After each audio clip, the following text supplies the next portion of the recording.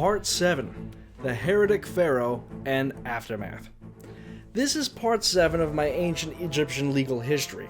We last left off with Thutmose III, the military man, and his vizier Rekhmire, who gave us a beautiful glimpse into day-to-day court operations.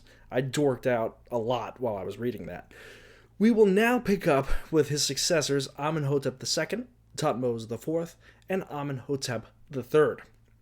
There is little of legal relevance during this period, but we need to get through it to explain the context of major legal reforms that came after it. And not for nothing, this is the juiciest, most drama-filled and entertaining part of Egyptian history, so please enjoy this detour.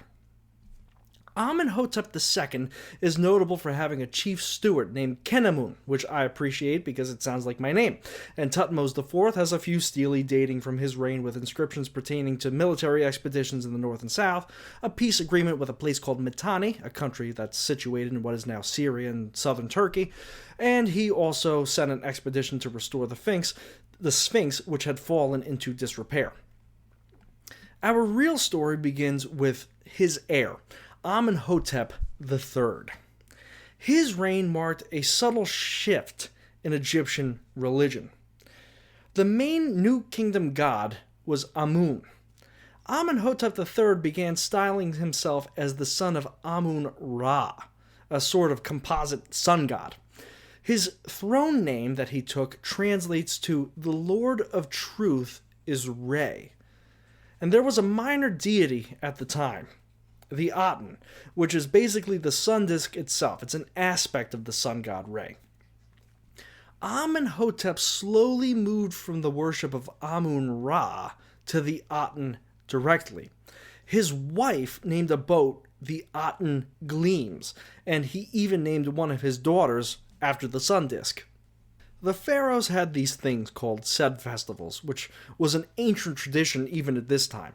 The goal of it to show was that the pharaoh was young, virile, and physically fit to continue to be the ruler of Egypt, because the pharaoh is also the military ruler of Egypt. You want him to be strong, to be able to lead the army out and kick the crap out of the Nubians every year.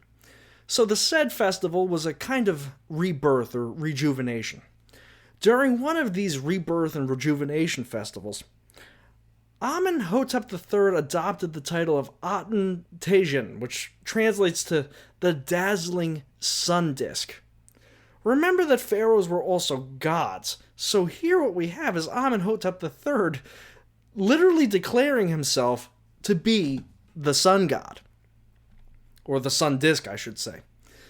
There's no indication that he was making any other gods illegal or that he was stifling their worship in any way, and by all accounts, it seems to have been mostly a shift within the royal household towards worship of the Aten. His son and his heir, though, Amenhotep IV, completely disrupted Egyptian life, religion, and culture in ways that still capture the imaginations of people today. Upon ascending the throne, and perhaps after being co-regent with his father for a few years, Amenhotep IV maintained his Amun name. Everything seemed normal, temple dedications were normal, endowments were normal. There's no hint that things are about to go totally awry. In his third year, he gave himself a Sed festival, which was something normally reserved for rejuvenating older rulers like his father. He had done it after 30 years. Here, Amenhotep IV is doing it after only 3. This is just purely, it's a symbolic ceremony. He's doing it for a reason. During the festival, he restylized himself as Akhenaten. He changed his name to the living spirit of the Aten, and he referred to the Aten, the sun disk, as his father. Now, my question is, when I read this, is this worship of the sun disk the Aten itself, or is it a worship of his father, who restylized himself as the dazzling sun disk? Was it both? Who knows? After all, unlike his father, he never referred to himself as the sun god. He always said he was the son of the sun god. I'll let you decide. What is clear is that Akhenaten was driving towards a sort of proto-monotheism, or at least the system where the Aten was the strongest god, but the other gods, they still exist, they're just diminished in capacity. As time went on, though, he began striking out the names of other gods entirely.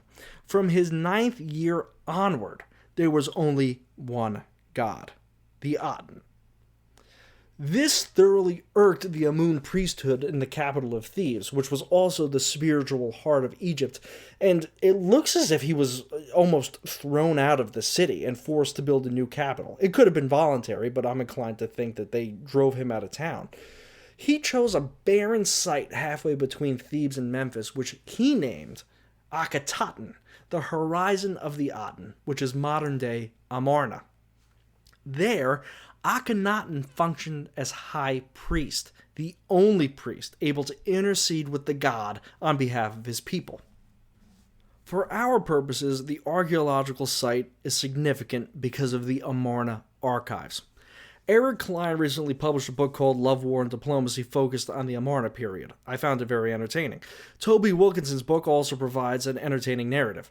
After reading both, as well as translations of some of the letters themselves, it's plain that foreign military expeditions were neglected because the pharaoh was totally preoccupied with his new religion. His great-great-grandfather, Thutmose III, had subdued enemies from Syria to Nubia and expanded Egyptian influence all the way up to Syria. His grandfather, Thutmose IV, had done the same thing and brought peace to Egypt's northern frontier with Mitanni. Akhenaten, sitting in his new capital, was penning poetry to the sun god. He allowed Egyptian military influence to atrophy completely. As a result, the client kingdoms in Canaan were starting to misbehave, attack each other, and rebel. A good number of the letters are from the kings of these Canaanite states, essentially gaslighting Akhenaten, saying, "No, I'm not rebelling, they're rebelling, so-and-so are rebelling, it's not me." It was a total disaster, with the small kingdoms all pointing fingers at each other and accusing each other of not loving the Aten. Some of the letters are pleas from kingdoms for help against raiding miscreants called the Hebiru. Does that name sound familiar? Another from a guy named Abdi Heba, ruler of Jerusalem, at least at that time it was an Egyptian garrison town, complained that he was being treated by the pharaoh like a Hebiru and that he needed reinforcements. Help, if it came at all, was late and scanty. My favorite letter is from the Assyrian king, Ashur-uballit, complaining to Akhenaten that his Assyrian diplomats were forced to stand in the sun for extended periods of time, causing them to nearly die.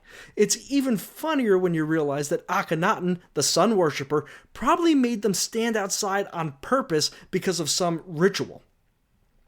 So, in short, whether worshipping his father or the sun disk, or whether this was all just an elaborate show to rip power and wealth from the Amun cult and consolidate power in his own pharaonic house, the man was absolutely freaking insane. But despite being batshit crazy, he somehow managed to marry Nefertiti, who's referred to as the most beautiful woman in the world. Together, they had a son whose name was Tutankhaten. So Akhenaten dies in his 30s, possibly due to a plague. We're not really entirely sure how he died.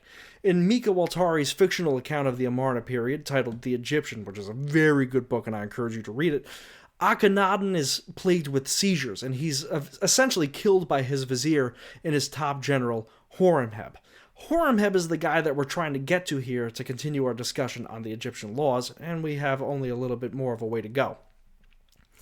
The young Tutankhaten succeeded Akhenaten, possibly via a co-regency with another pharaoh, or his mother, Nefertiti. It's not clear. What we do know, though, is that whoever was controlling the young king Tutankhaten saw the writing on the wall and moved to restore communion between the royal house and the traditional Egyptian pantheon. The young pharaoh then changed his name to Tutankhamen, restored the old Egyptian religion, and moved the religious and political capital back to Thebes.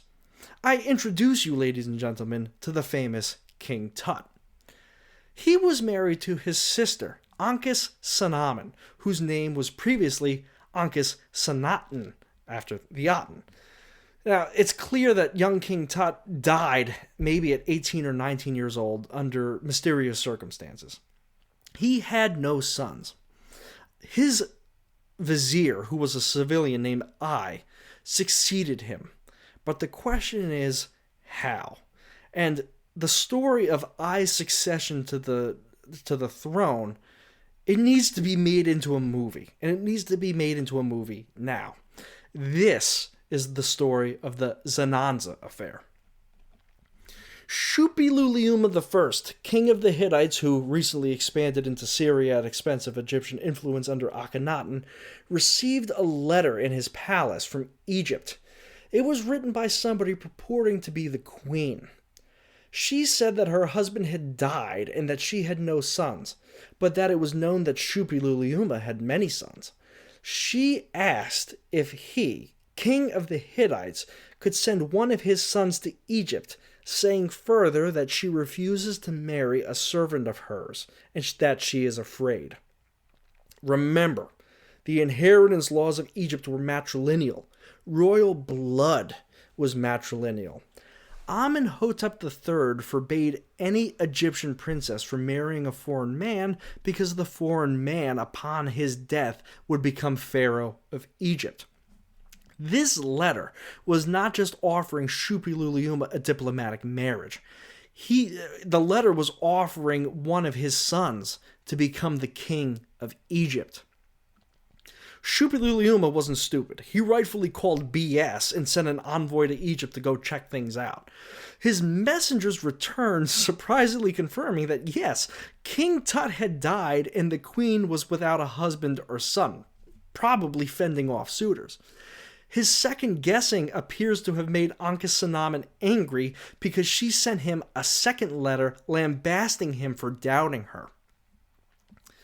The main theory here, at least pertaining to Ai's succession, who was the vizier under Akhenaten and under King Tut again, he was already himself an old man. He was trying to marry Ankhesenamun to become pharaoh, and she was locking herself in a room trying to fend him off and invited the Hittites to come in to save her ass. Ai, the vizier, is the servant of whom Ankhesenamun spoke in her letter. But Ai, the aspiring king, was not about to let Egypt fall into the hands of the Hittites, who were the metaphorical Soviet Union to Egypt's America during the Cold War. They were mortal enemies who hated each other. Shuppi-Luliuma, having confirmed the state of affairs in Egypt, decided that, you know what? Yeah, it would be a great idea for my son to become the pharaoh. This is going to be great. It's going to be the largest empire in history. He sends his son Zananza to Egypt with a full panoply of attendants and hangers-on in anticipation of his son donning the red and white crowns. The delegation never made it. At some point, the party was attacked and slaughtered to a man. The murder of the Hittite prince Zananza triggered a full-scale war between the Hittites and the Egyptians. Somewhat ironically, the war results in Shuppi-Luliuma dying, not in a battle, but from plague. Remember how Akhenaten was suspected to have died from plague? Well, it looks like it was still lingering in certain parts of the Egyptian Empire at the time because a bunch of Egyptian prisoners of war who were taken back to his capital in Hattusa had the plague and spread it amongst the people. Her knight in shining armor never having come, young Princess Ankhesenamun was forced to marry the old vizier Ai, who then ascended to the pharaonic house. Because he was so old, he only ruled for 4 years, and he died of very old age around 1320 BC. His successor, Horemheb, is the guy that we've been waiting for. Horemheb restabilized the country with a series of edicts and legal declarations never before seen in Egyptian history. Thank you for watching.